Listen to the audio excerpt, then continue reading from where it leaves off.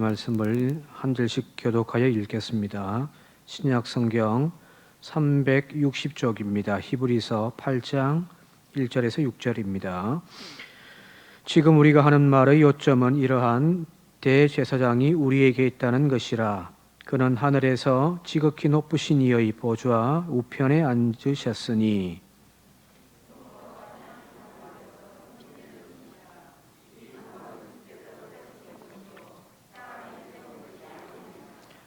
대제사장마다 예물과 제사 드림을 위하여 세운 자니 그러므로 그도 무엇인가 드릴 것이 있어야 할지니라.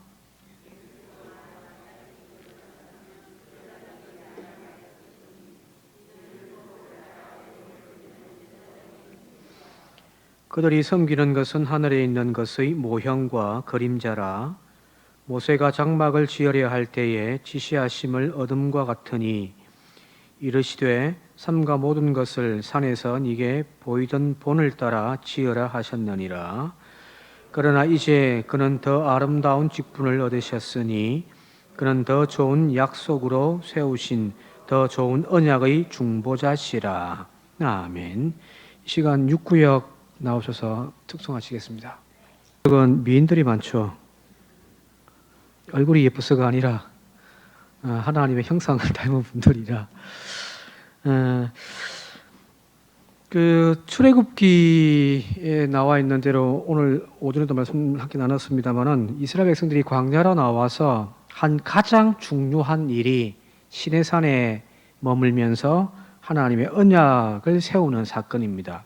여기 이제 출애굽 19장부터 쭉 나와 있습니다만은 하나님이 모세에게 명령하여 시내산에 올라오게 하셔서 돌판에 친히 십계명을 새겨 주시고 또 그와 관련되어진 언약들을 모세를 통하여 전달해 주시고요. 이스라엘 백성들과 언약을 맺잖아요. 그죠? 이걸 지켜 행함을 통하여서 너희들은 나의 백성이 될 것이고 나는 너희 하나님이 될 거다. 그래서 이제 언약의 관계가 형성되어집니다. 이 언약에는 구체적으로 세 가지 정도로 나와 있습니다. 첫 번째는 십계명이죠. 모세가 올라가서 십계명을 받고요.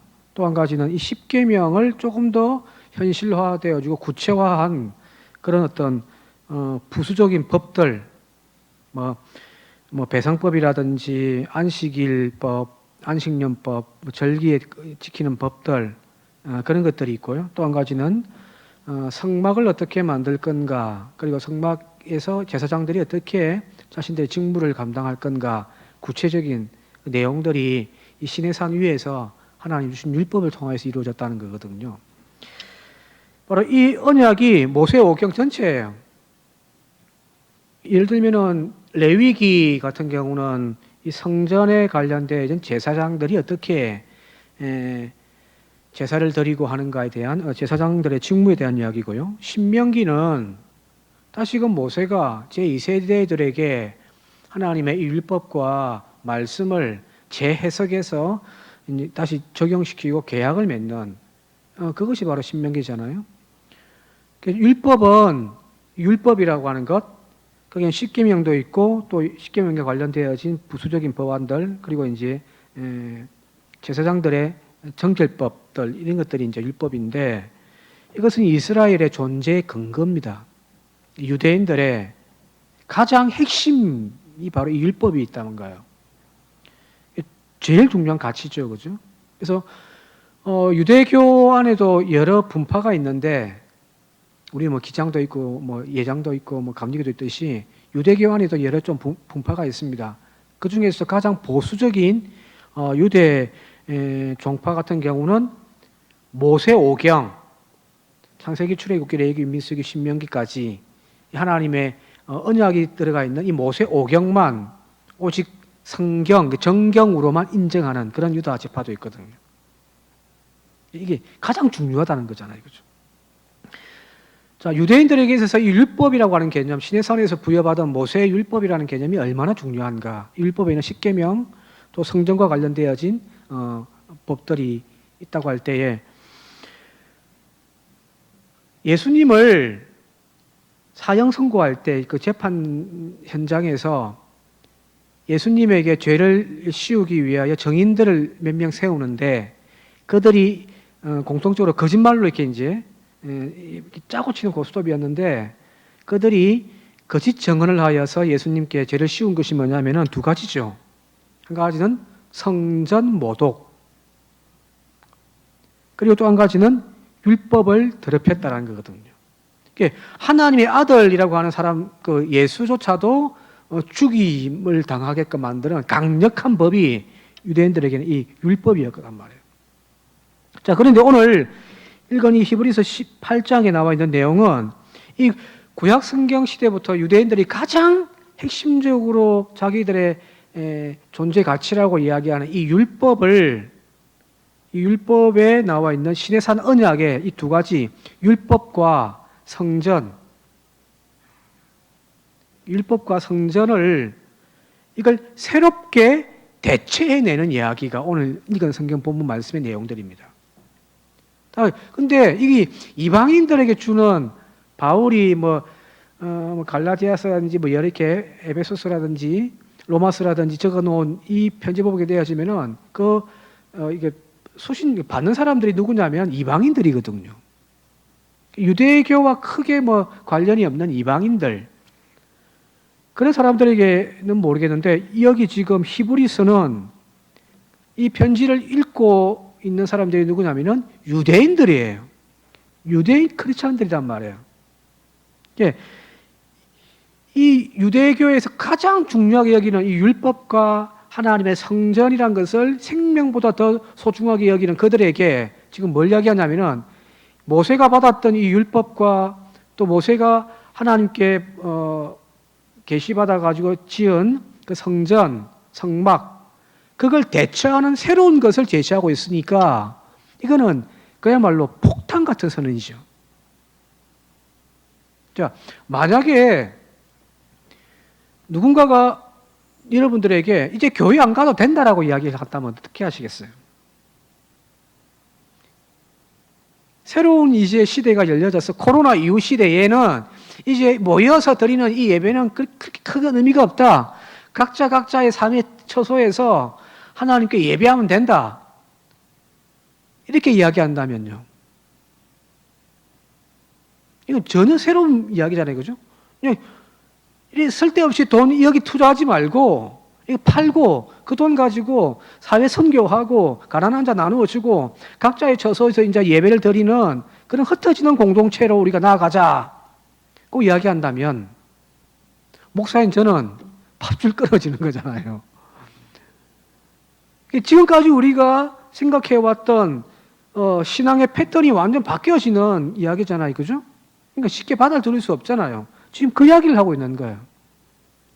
자, 그러면 이 두 가지, 신의 산의 언약의 가장 중요한 두 가지, 율법과 이 성전이라고 하는 개념을 예수 그리스도를 통해서 새롭게 해석해내고 있다는 거거든요. 자, 첫 번째, 새 성전이 되신 예수 그리스도예요. 여기 오늘 1절과 2절에 근데 1절에는 우리에게 대제사장이 한 분 계신데 이분은 지극히 크신 이의 보좌 우편에 앉아 계신 분이다. 그리고 2절 한번 읽어보도록 할게요. 2절 시작. 성소와 참 장막에서 섬기는 이시라. 이 장막은 주께서 세우신 것이요 사람이 세운 것이 아니라. 저 5절 넘어가서 읽을게요. 시작. 그들이 섬기는 것은 하늘에 있는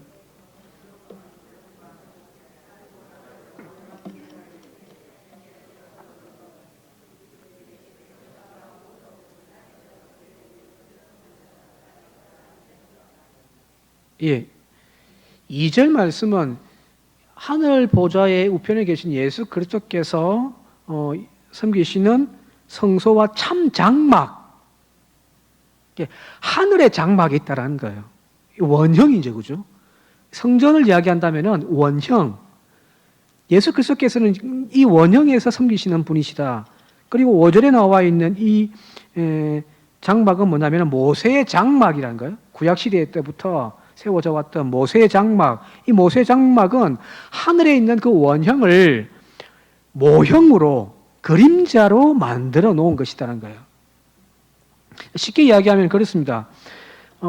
모델 하우스 여러분 아시죠, 그죠?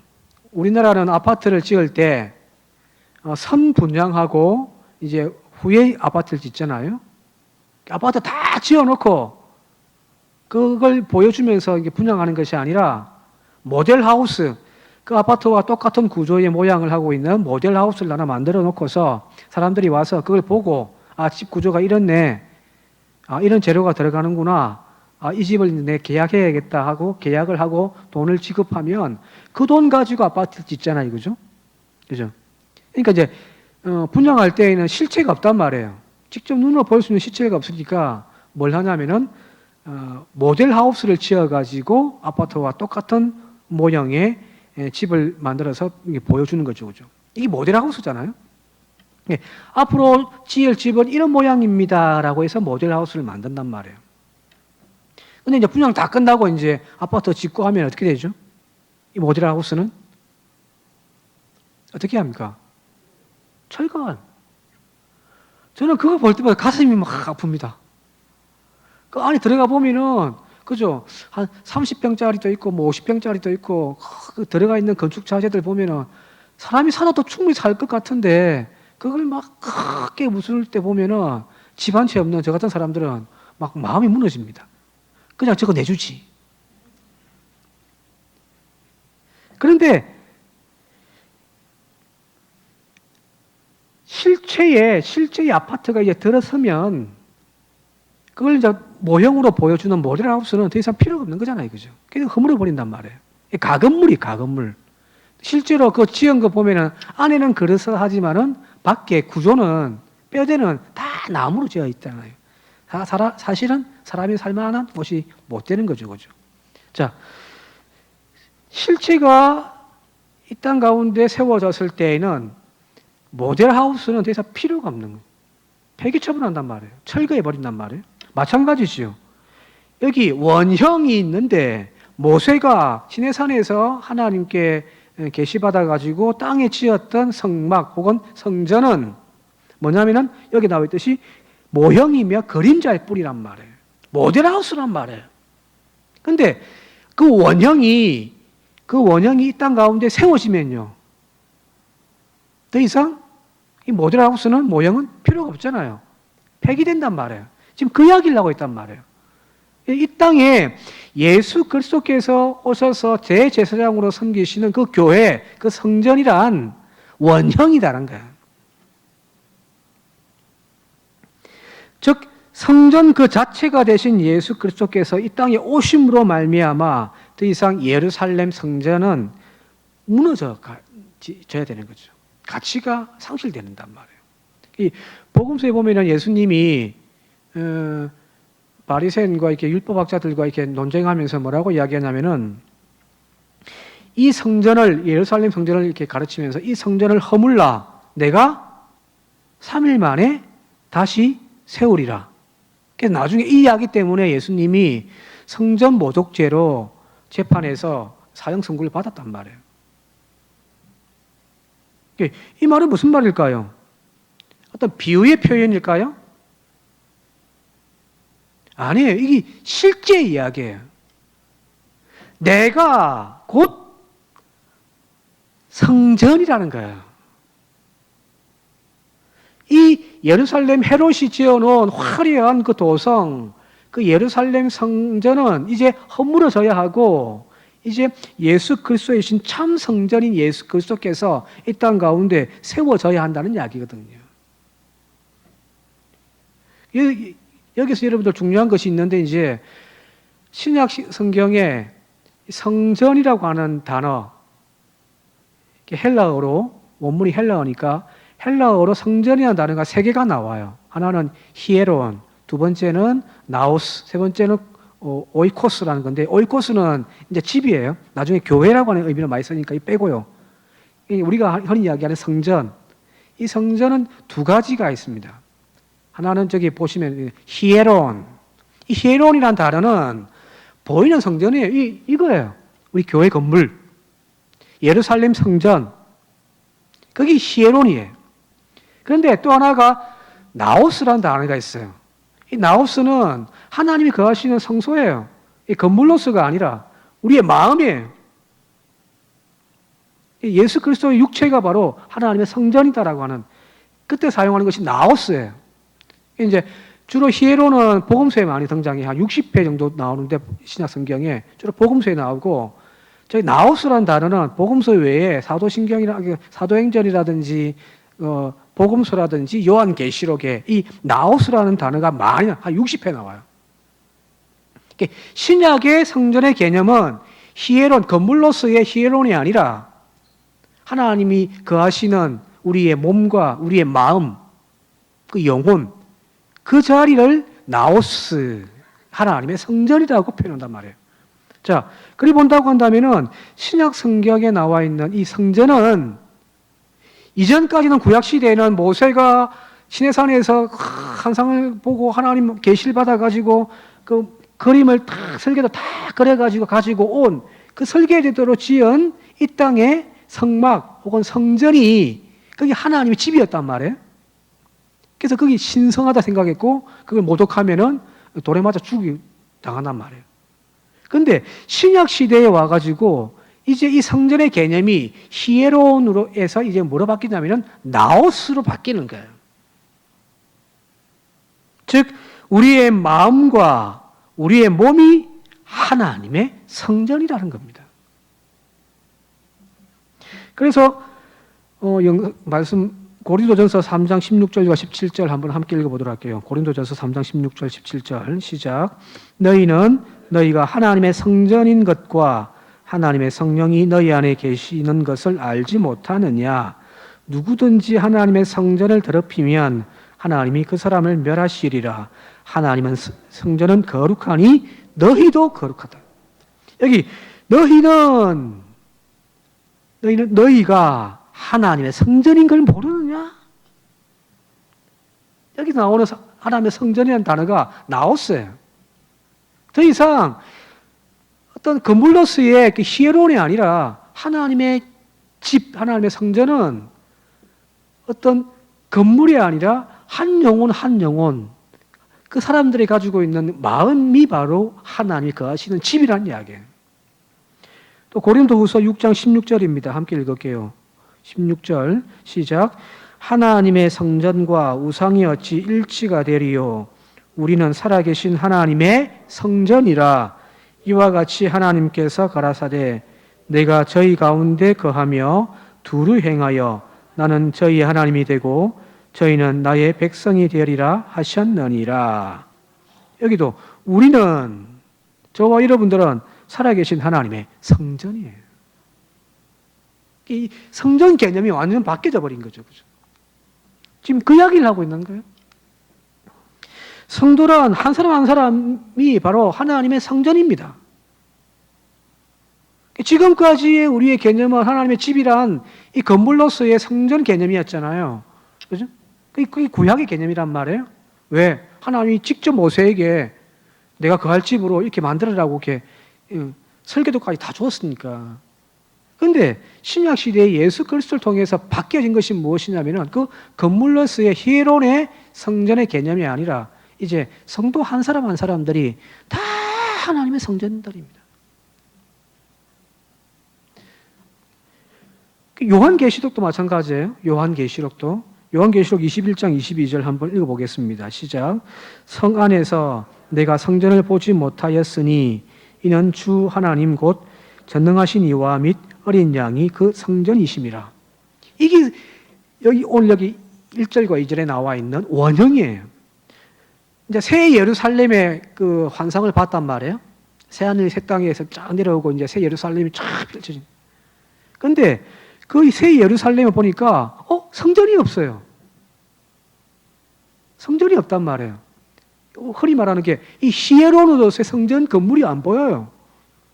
그러면서 뭐라고 이야기하냐면은 하나님 곧 전능하신 이와 및 어린 양이 예수 그리스도께서 그 성전이더란 거예요. 이게 성전의 원형이에요.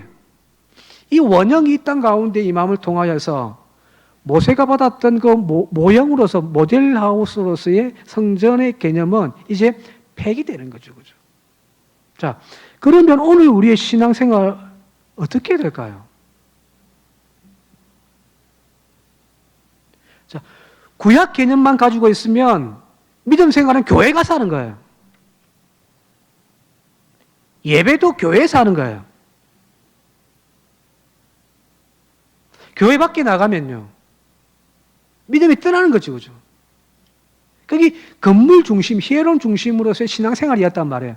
우리의 신앙생활 지금까지 대부분은 뭐냐면 모이는 예배, 모이는 신앙생활을 했죠. 그래서 부흥하는 교회, 좋은 교회는 많이 모이는 교회가 부흥하는 교회라고 생각을 했고, 그런 교회가 우리의 기도 제목이었잖아요. 그죠? 그래서 큰 건물 지어가지고 많은 성도가 모이는 서울의 대형 교회가 모범적인 교회였단 말이에요. 그런데 신약 시대의 개념으로 따진다면은 그 건물로서의 히에로노스의 신앙생활이 아니라 뭐냐면은 한 사람 한 사람의 심령이, 내 삶이, 내 몸이 하나님의 성전이 되어져 몸으로서 신앙생활을 하는 신앙으로 바뀌어져야 한다는 이야기예요. 교회 나올 때는 거룩한 성도들인데 교회 문 밖만 나가면은 믿음 생활과 전혀 담섞고 살잖아요. 목사님 저도 마찬가지고요.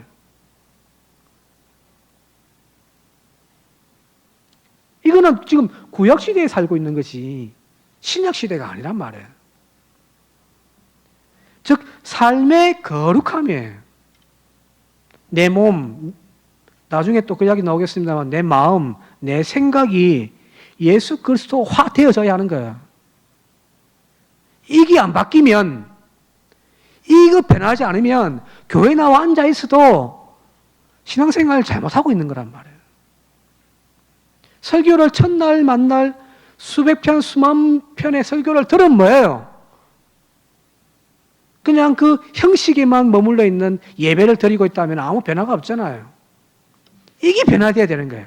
생각이 변화되어지고 내 마음이 변화되어지고 가치관이 변화되어져야 되는 거예요. 그게 신약시대의 성전의 개념이거든요. 여러분 한 분 한 분들이 다 하나님의 성전입니다. 자, 그리 본다면은 한국 교회가 70년대, 80년대 신앙생활이 어떤 형식이었냐면은 전에 다 말씀드렸습니다만은 성전의 신앙 중심이었거든요. 교회 탁 개척하고 교회 건물 세우고 사람들하고 우르르 모이고 했단 말이에요. 그죠?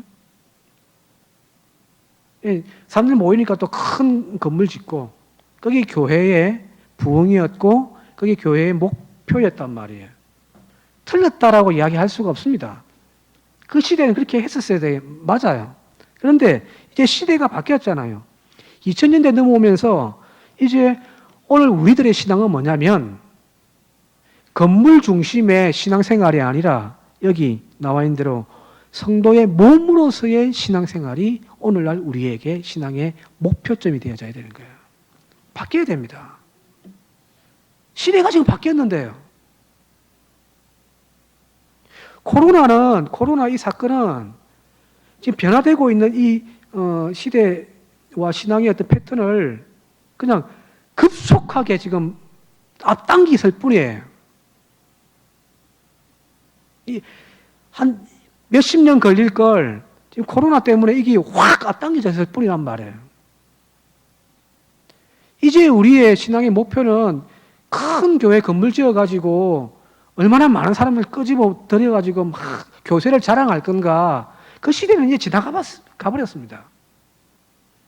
지금 우리 교회 자랑은 뭐냐면 성도 한 사람 한 사람들이 하나님의 거룩한 성전이 되어져서 세상 속에 나가서 삶으로 나의 행동으로 하나님의 거룩함을 증거하며 살아가는 성전의 삶을 살아가는 그런 신앙이 오늘 우리들에게 필요하다는 거거든요.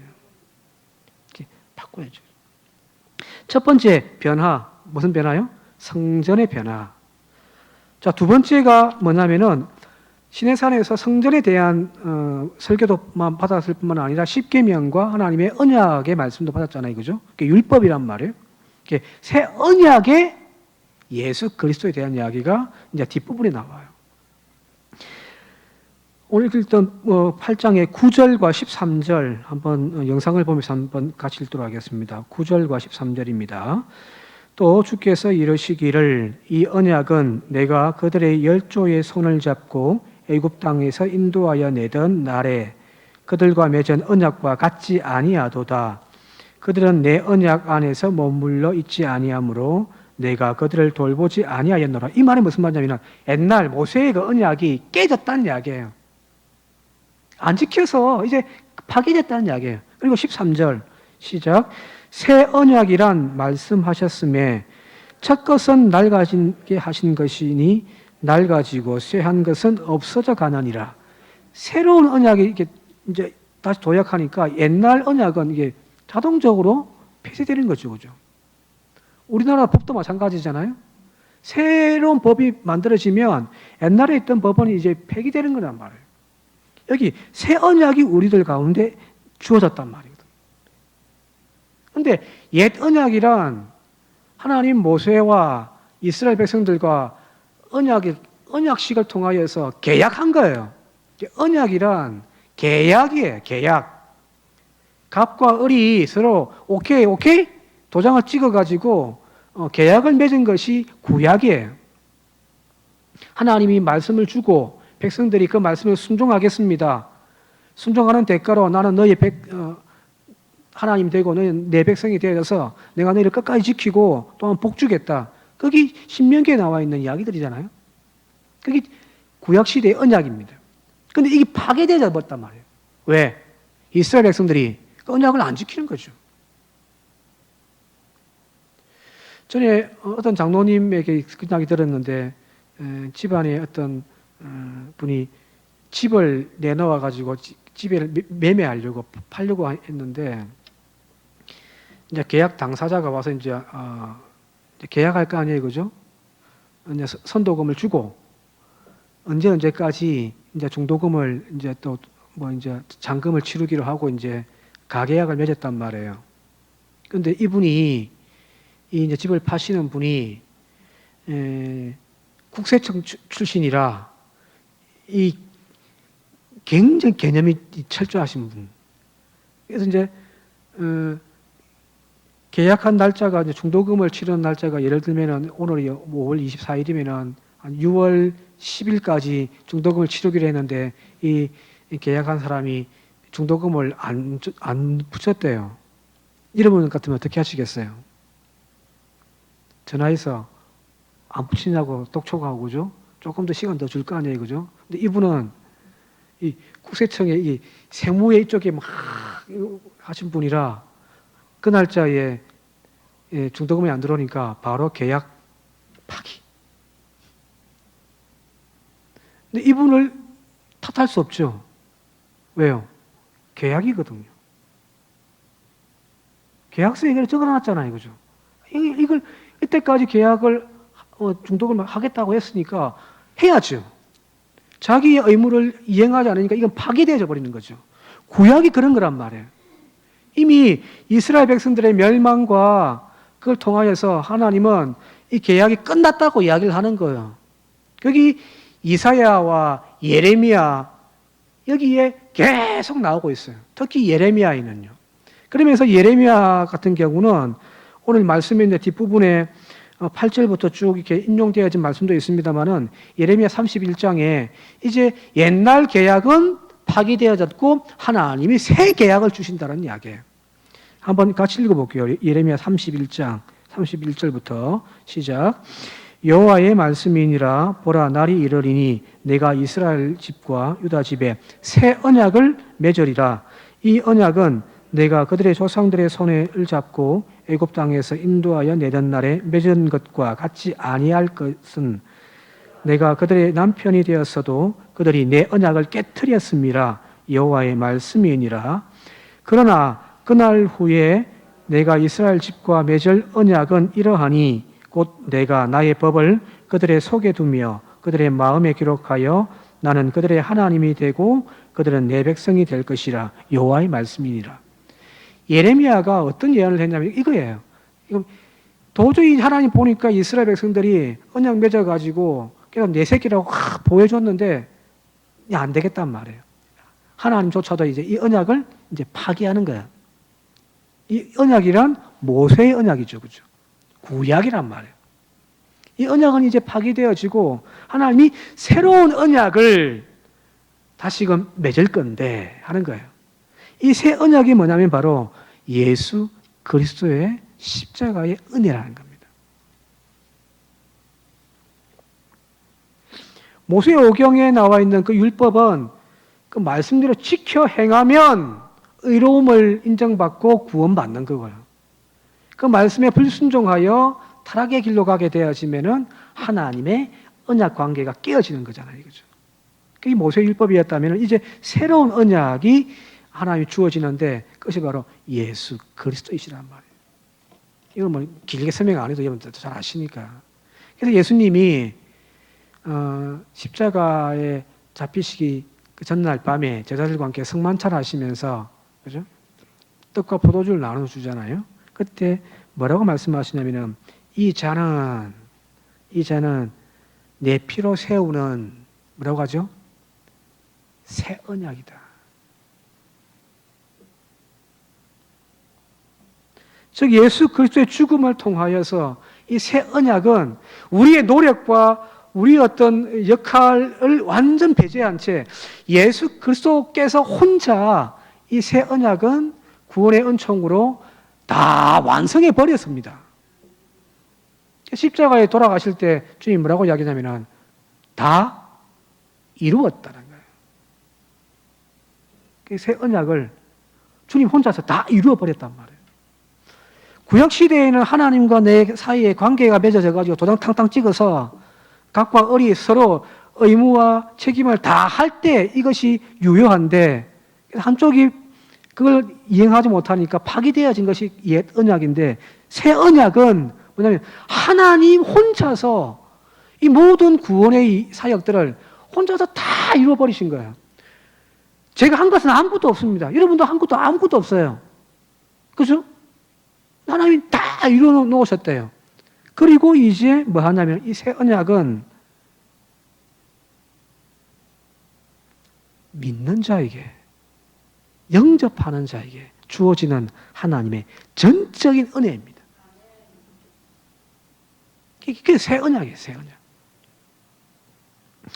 이 이야기는 계속 하려면 너무 또 길어지고 복잡하니까 그 정도 하고요. 그런데 이 새 언약을 주님이 어디에다가 두셨냐는 거예요. 구약 시대의 모세의 언약은 하나님이 두 돌판에다가 막 십계명을 새겨가지고 처음엔 줬고 내려가니까 금송아지 사건이 있으니까 모세가 성질 나가지고 막 집에 던지가 깨져 버렸고 또 다시 두 번째에 올라갈 때 하나님 직접 새길 도판을 가지고 올라와라. 귀찮다는 거겠죠, 그죠? 돌판 만들어 올라갔더니 이제 모세가 또 새기는 거예요. 하나님 불러주면 또 탁 새기. 그걸 가지고 내려와서 이걸 어디에 두었냐면은 법궤라고 하는 상자에 넣어서 하나님의 성막 가장 은밀한 곳 지성소 안에다가 모셔 두었단 말이에요. 그죠? 그게 십계명이잖아요. 그게 옛 언약이란 말이에요. 근데 새 언약은요. 하나님 어디에 두실까요?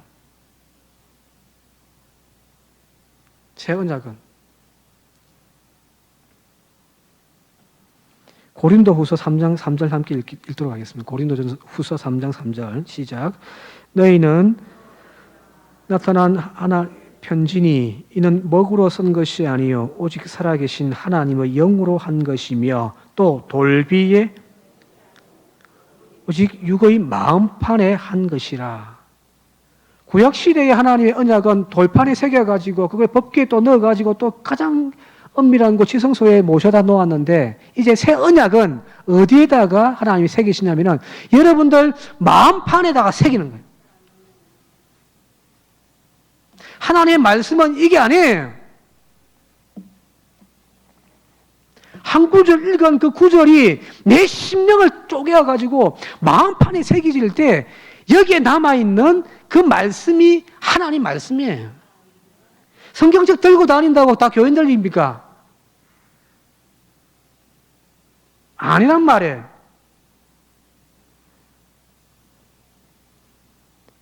말씀이 여기 새겨져 있어요.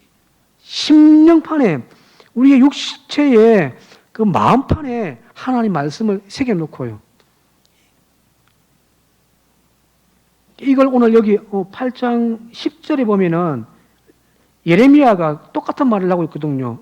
영상에는 없습니다만 제가 읽어드릴게요. 10절에 또 주께서 이르시되 그날 후에 내가 이스라엘 집과 맺을 언약은 이것이니 그 법을 그들의 생각에 두고 그들의 마음에 이것을 기록하리라. 새 언약을요. 자, 그러면 성도란 어떤 사람들이냐면은 생각이 다른 사람이에요. 세상 사람들과 똑같은 것을 추구하고 똑같은 생각을 하며 살아가는 사람이 아니라 이 생각에 하나님의 말씀이 들어와 있는 사람이에요. 이 마음판에 음욕을 품고 살고 막 세상을 품고 사는 사람이 아니라 이 마음판에 하나님 말씀이 새겨져 있는 사람이에요. 그리 본다고 한다면 오늘 우리의 신앙생활은 너무너무 거시기하죠. 그죠? 생각은 세상 사람들과 전혀 다르지 않습니다. 자식을 키우는 목사인 저도 자식을 키우는 관점에서 이 아이를 어떻게 키울 건가 세상 부모들과 전혀 다르지 않습니다.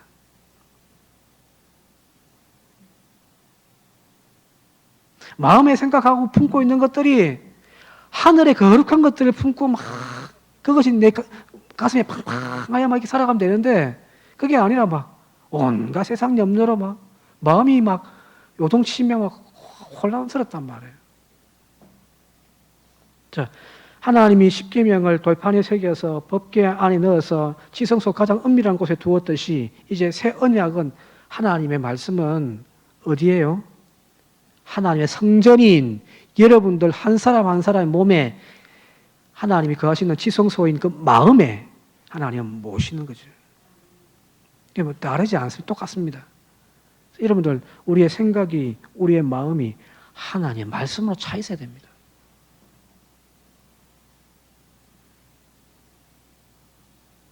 무언가를 결정할 때에 계산기 두들겨 가지고 무엇이 이익인가를 두들기면서 결정하는 것이 아니라 뭐죠?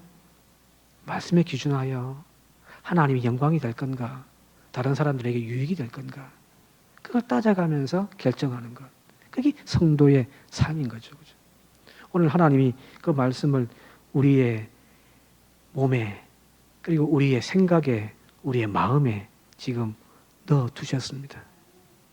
이것이 그냥 무용지물로 거미줄이 칭쳐져 있는 그런 집에 있는 성경책 먼지 고약히 앉아있는 성경책처럼 우리의 마음에 하나님의 말씀이 먼지가 쌓이지 아니하도록 늘 닦고 읽고 또 새겨서 하나님의 거룩한 성도의 삶을 살아가는 저와 여러분들 되시기를 주님의 이름으로 축원드립니다.